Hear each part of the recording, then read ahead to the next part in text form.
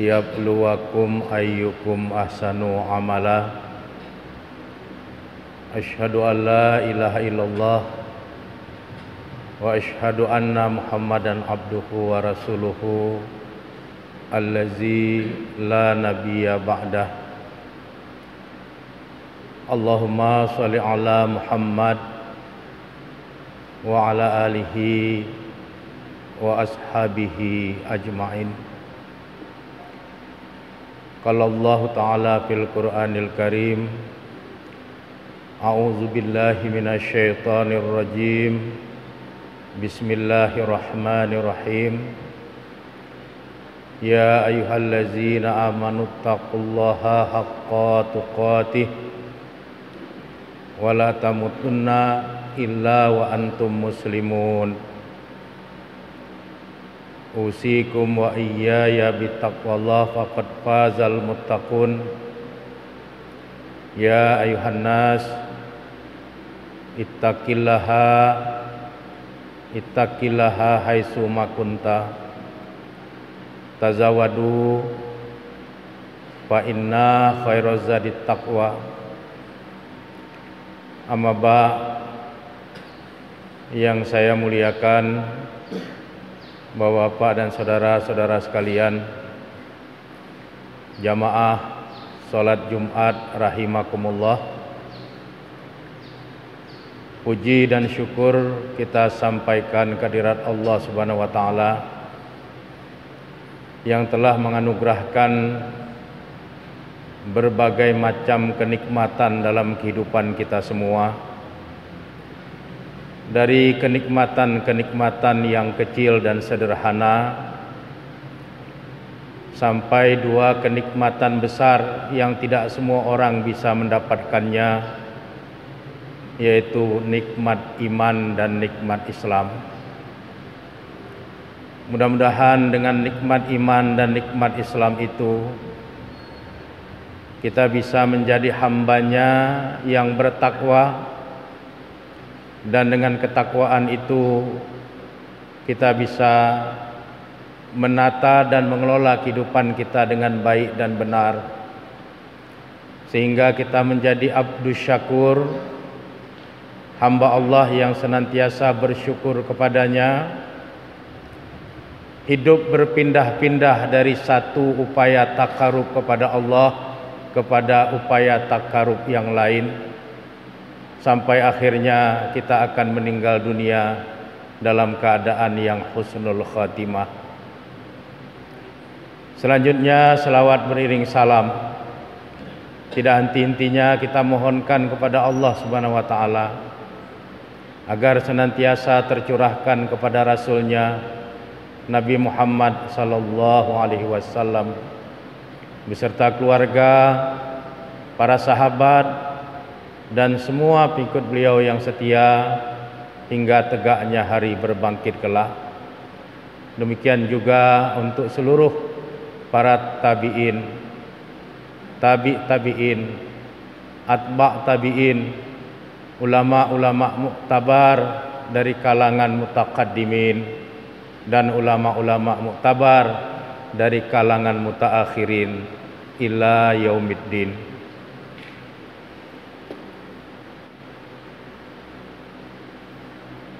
Bapak dan saudara-saudara sekalian,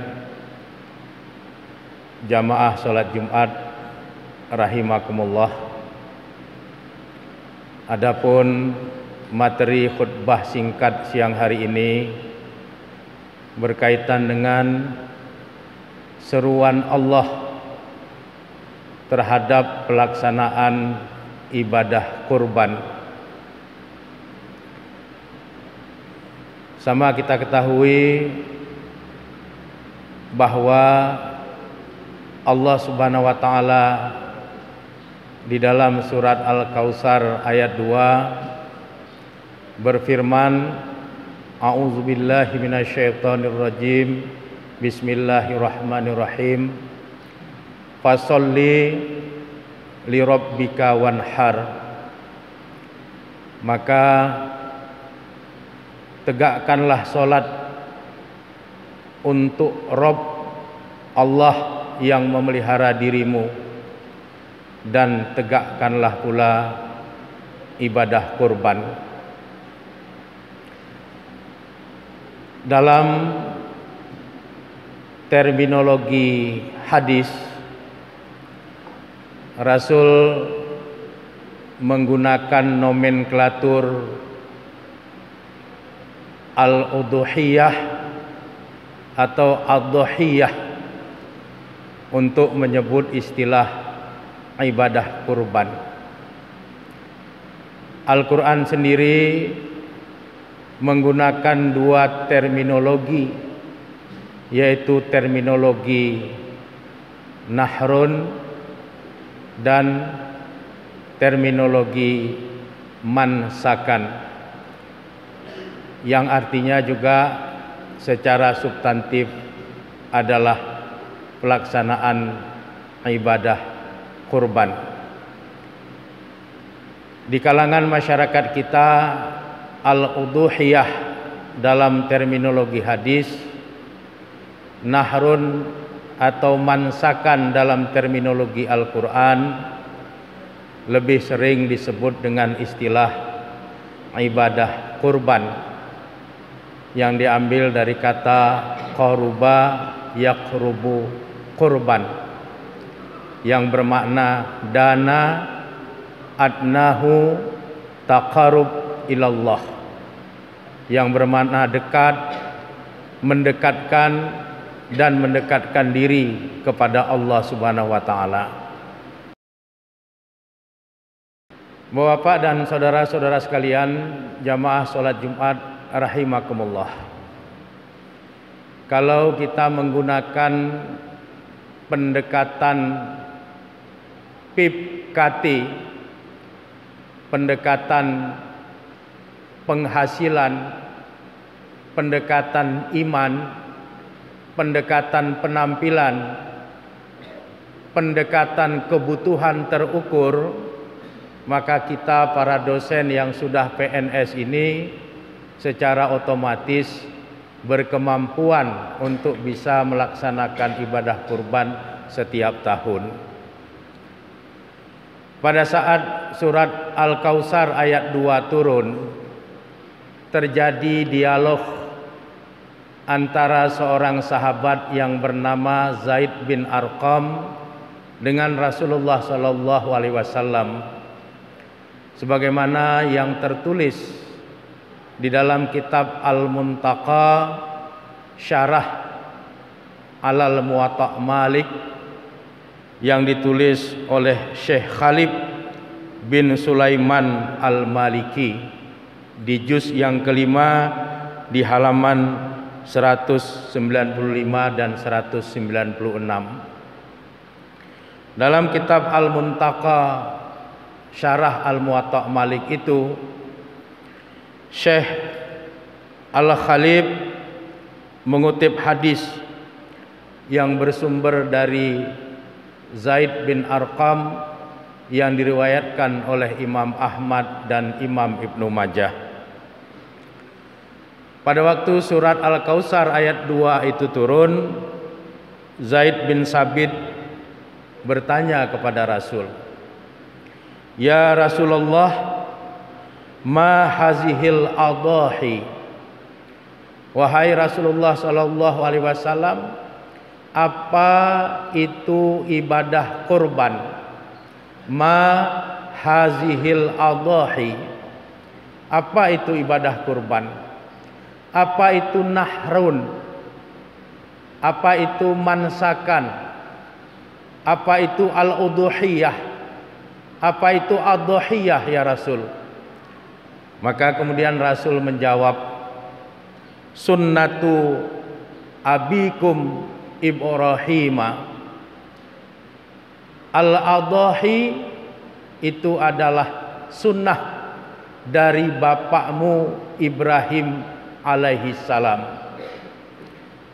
Berdasarkan jawaban Rasul ini, Imam Az-Zahabi, seorang ulama ahli hadis besar dari mazhab Syafi'i, mengambil kesimpulan bahwa ibadah kurban yang dilakukan oleh umat Islam yang merujuk kepada surat Al-Kautsar ayat 2 itu bersandarkan kepada sunnah Nabi Ibrahim alaihi salam, bukan bersandar kepada kurban yang dilakukan oleh Habil dan Qabil, dua putra Nabi Adam alaihi salam.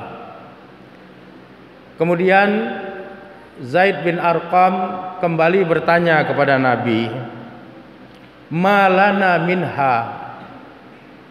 Apa yang kita dapatkan ya Rasul dari ibadah kurban yang kita lakukan itu? Maka kemudian Rasul menjawab, "Bi kulli sya'ratin hasanah." Dari tiap-tiap helai bulu hewan yang kamu kurbankan itu ada kebaikan. Ai laka ajrun, yaitu bagimu dari setiap helai bulu hewan yang engkau kurbankan itu kamu akan mendapatkan ajrun, kamu akan mendapatkan pahala daripadanya. Bapak dan saudara-saudara sekalian, jamaah salat Jumat rahimakumullah, betapa besarnya faedah manfaat dari ibadah kurban ini. Mengikuti sunnah Nabi Ibrahim alaihissalam itu artinya kita dibimbing untuk kembali menjadi hambanya yang hanif, kembali menjadi hamba yang memiliki tauhid yang lurus, sebagaimana yang sering diungkapkan oleh Rasulullah sallallahu alaihi wasallam, "Innama bu'istu bil hanafiyati samhah." Adapun sesungguhnya aku diutus dengan agama yang hanif dan penuh rasa toleran. Kemudian dengan ibadah kurban ini kita juga diberikan penjelasan yang cukup sharih, cukup wadih, terang dan jelas bahwa hewan yang kita kurbankan itu seberapa banyak bulunya, sebanyak itu pula lah Allah akan menganugerahkan kebaikan dan pahala untuk kita.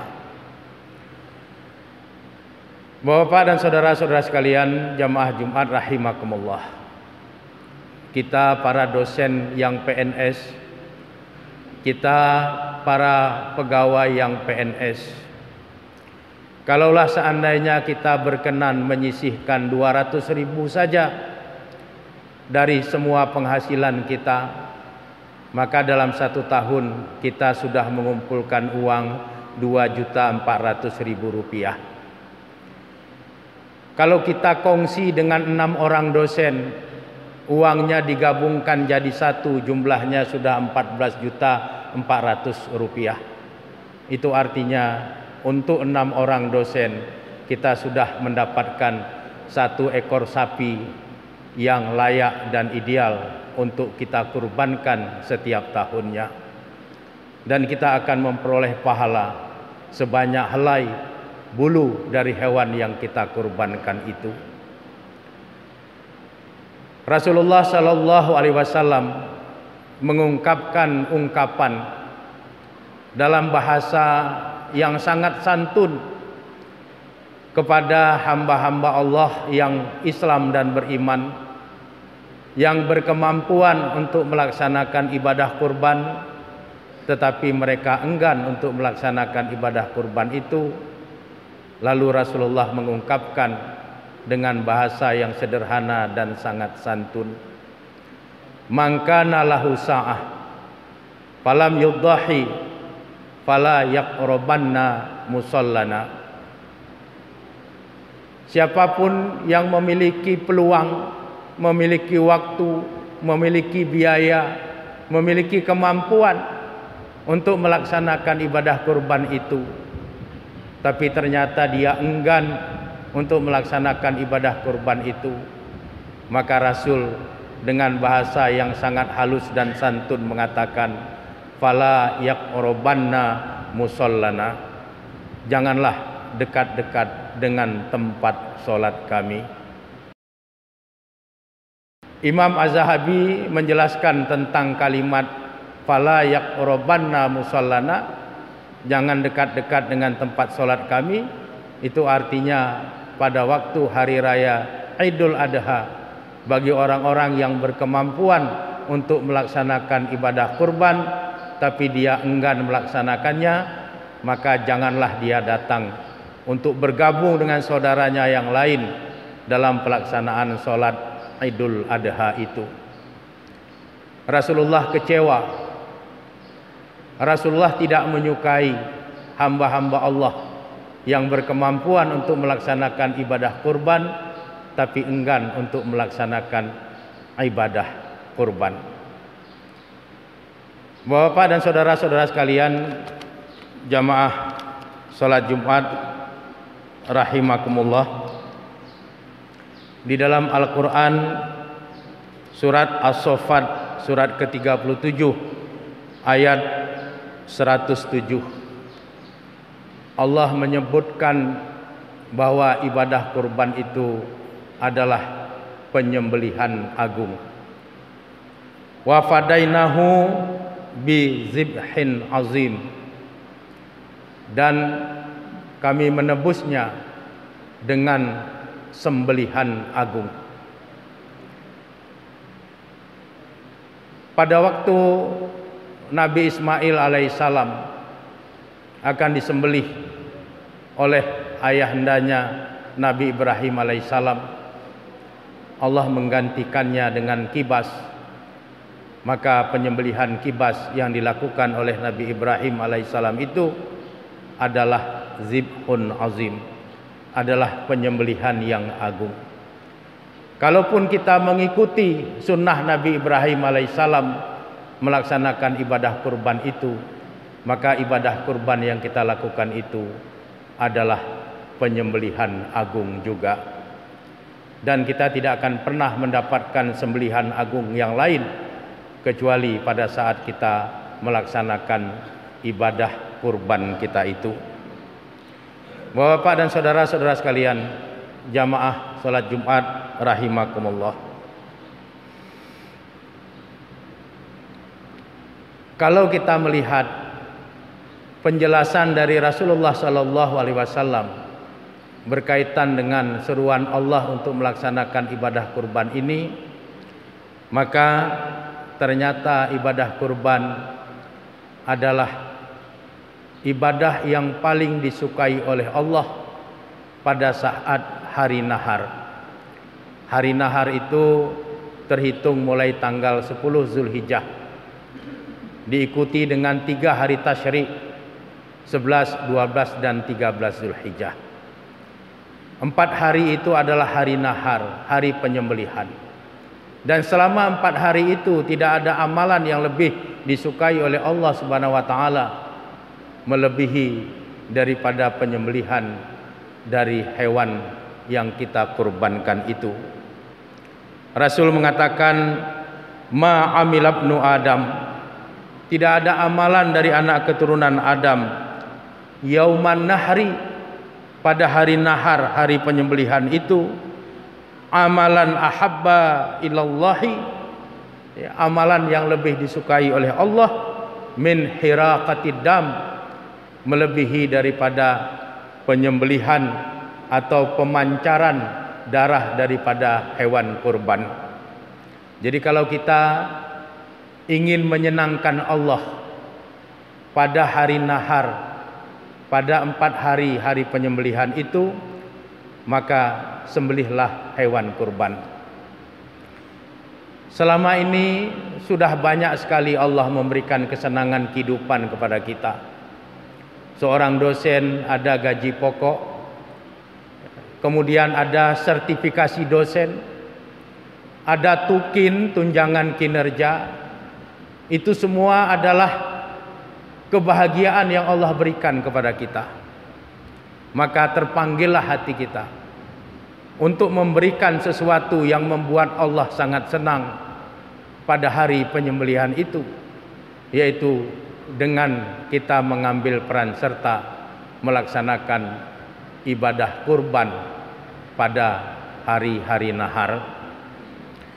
Kemudian Rasul menjelaskan, wa innahu la ta'ti yaumal qiyamah bi quruniha wa azlafiha wa asy'ariha. Dan sesungguhnya hewan yang kita kurbankan itu sungguh akan datang pada hari kiamat dalam keadaan yang utuh. Biquruniha, hewan yang kita kurbankan itu datang dengan tanduk yang utuh. Wa azlafiha, datang dengan kuku-kukunya yang utuh. Wa asy'ariha, datang dengan bulu-bulunya yang utuh tanpa sedikit pun mengalami kekurangan. Hewan yang kita kurbankan itu akan datang sebagai saksi. Bulu dari hewan yang kita kurbankan itu akan dimizan, akan ditimbang. Setiap helainya akan mendatangkan ajrun, akan mendatangkan pahala kebajikan bagi orang-orang yang pernah melaksanakan ibadah kurban dalam kehidupan mereka. Lalu Rasul juga memberikan penjelasan dalam hadis ini, inna dama la yaqa'u minallahi bimakanin qabla ayaqa'a alal ardi. Sebelum darah dari hewan kurban yang engkau sembelih itu tertumpah ke bumi, Allah sudah perintahkan malaikat untuk menampung darahnya di suatu tempat secara gaib sebelum darah hewan yang kita sembelih itu menyentuh bumi. Ini juga sisi lain dari keistimewaan pelaksanaan ibadah kurban yang diseru oleh Allah Subhanahu wa taala. Lalu Rasul menutup hadis ini dengan kalimat, fatibu biha nafsan, maka oleh karenanya berbahagialah kamu sekalian, senanglah kamu sekalian dengan pelaksanaan ibadah kurban itu. Ini artinya Rasul akan sangat kecewa kalaulah seandainya kita berkemampuan untuk melaksanakan ibadah kurban, tapi ternyata kita enggan untuk melaksanakan ibadah kurban. Meskipun dalam mazahibul arba'ah hanya satu mazhab saja yang mewajibkan ibadah kurban, yaitu mazhab Hanafi, tetapi kita melihat tiga mazhab yang lainnya itu menghukumkannya dengan sunat muakkadah, yaitu mazhab Malik, mazhab Syafi'i, dan mazhab Hambali. Malikiyah, Syafi'iyah, Hanabilah itu menyebutnya sunat muakkadah, tapi Hanafiyah menyebutnya itu wajib. Dan Rasul sangat kecewa kalau seandainya kita mampu melaksanakan ibadah kurban, tapi ternyata kita enggan untuk melaksanakan ibadah kurban itu. Bapak dan saudara-saudara sekalian, jamaah Jumat rahimakumullah, ada orang yang beranggapan bahwa ibadah kurban itu seperti ibadah haji. Satu kali seumur hidupnya sudah cukup. Ini pandangan yang kurang tepat, karena Rasulullah SAW memberikan bimbingan kepada kita pada saat khutbah wukuf Arafah pada haji wada. Nabi menyampaikan di hadapan para sahabat, ayuhan nas, wahai semua orang yang berhadir, inna ala kulli ahli bait, sesungguhnya atas tiap-tiap keluarga, fi kulli amin udhiyatan, dalam setiap tahun hendaknya dia melaksanakan ibadah kurban. Fi kulli amin, fi kulli amin, fi kulli amin, setiap tahun, setiap tahun, setiap tahun, bukan sekali seumur hidup. Setiap tahun kalau kita berkemampuan, maka setiap tahunlah hendaknya kita melaksanakan ibadah kurban itu. Dengan itulah kita menyenangkan Allah. Dengan itulah kita menutup kekecewaan Rasul. Dengan itulah kita membahagiakan diri. Itulah pemaknaan-pemaknaan yang ada di sebalik ibadah kurban yang diseru oleh Allah Subhanahu wa taala di dalam surat Al-Kautsar ayat 2, fasolli li rabbika wanhar. Mudah-mudahan kita semua menjadi bahagian dari hamba-hamba Allah yang terbuka kelapangan pintu hati kita untuk tertarik melaksanakan ibadah kurban ini, karena pada hakikatnya kita adalah bahagian dari hamba-hamba Allah yang berkemampuan itu. Barakallahu li wa lakum fil Qur'anil Karim wa nafa'ani wa iyyakum bima fihi minal ayati wa zikril hakim wa taqabbala minni wa minkum tilawatahu innahu huwal ghafurur rahim.